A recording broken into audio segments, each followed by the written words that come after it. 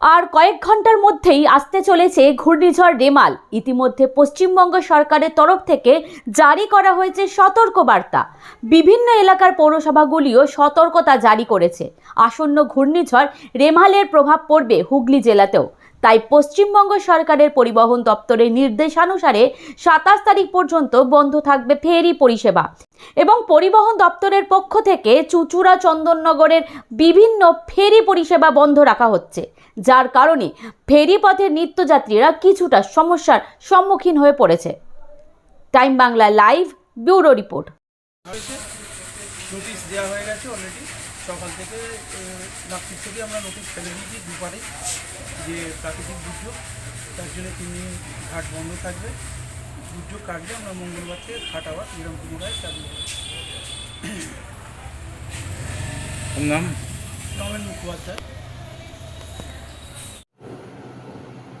ভয়াবহ ঘূর্ণিঝড় ইতিমধ্যেই আবহাওয়া দপ্তর সতর্কতাবাণী দিয়েছে, রিমাইল আসতে চলেছে। সেক্ষেত্রে পরিবহন দপ্তর কি বাড়তি ব্যবস্থা নিল বা রাজ্য সরকারের কি নির্দেশ আছে সাধারণ মানুষের?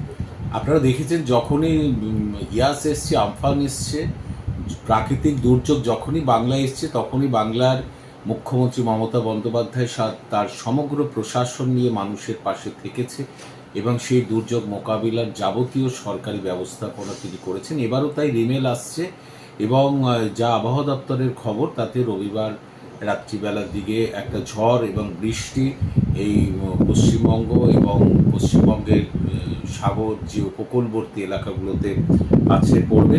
এর জন্য নবান্নে ইতিমধ্যেই মুখ্যমন্ত্রীর নির্দেশে উচ্চতর প্রশাসনিক বৈঠক হয়েছে। বৈঠক হয়ে যাবতীয় এই বিপর্যয় মোকাবিলার যতগুলি পদক্ষেপ আছে সেগুলো তিনি নিয়েছেন এবং আমাদের কাছেও যা নির্দেশ এসছে পরিবহন দপ্তরের কাছে আমরা সেগুলো সার্কুলেট করেছি যে সমুদ্রে যারা মাছ ধরতে যান তাদের ফিরে আসা কথা বলা হয়েছে এবং ওই সময় মাছ ধরতে যাওয়ার নিষেধাজ্ঞা করা হয়েছে এবং যে সমস্ত জলপথে যে যানবাহনগুলো আছে সেগুলোকে সম্পূর্ণ নিরাপদে রাখা এবং নিয়ন্ত্রণ করার কথা বলে দেওয়া হয়েছে। এবার একটা প্রাকৃতিক দুর্যোগ এলে যাবতীয় বন্দোবস্ত রাখা হয়েছে। এবার দুর্যোগ আছে পড়ার পর আবার কীভাবে মানুষের কাছে পৌঁছানো হবে, তার বিপর্যস্ত মানুষকে সাহায্য করা হবে, সেটাও সরকারি উদ্যোগে রেডি করে রাখা হয়েছে। পরিবহন দপ্তর বিশেষ কী ব্যবস্থা? পরিবহন দপ্তরের মধ্যে আমার জলপথে তো বিশেষ করে বিভিন্ন লঞ্চ আছে, ভেসেল আছে, যেগুলো নদী পারাপার করে, সমুদ্রে যায়। আমাদের পক্ষ থেকেও এটা নবান্নের নির্দেশ অনুযায়ী আমরাও সার্কুলেট করে দিয়েছি। আমাদের যারা সরকারি পরিবহন দপ্তরে আধিকারিক আছে তারাও সতর্ক রয়েছে যে এই ঝড় আছে বলার আগে থেকেই যেন প্রতিটি মানুষ নিরাপদে থাকে, এগুলো আমরা করছি। এবং কন্ট্রোল রুম তো নবান্নে খোলা হয়েছে, একাধিক নাম্বারও দেওয়া হয়েছে। তেমনি পরিবহন দপ্তর থেকেও আমরা কন্ট্রোল রুম আমাদের মতো করে আমরা সজাগ থাকবো, আমার আধিকারিকরা থাকবে। সরকারি যে বাসগুলো সেগুলো কি চলবে?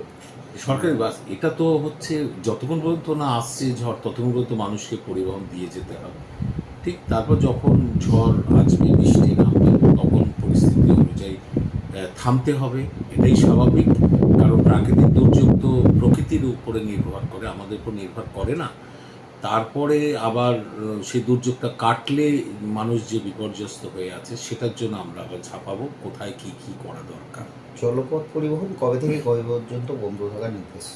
না, আমাদের তো এই যে সময়টা রবিবার, সোমবার, মঙ্গলবার ইত্যাদি সময় সতর্ক থাকতে বলা হয়েছে।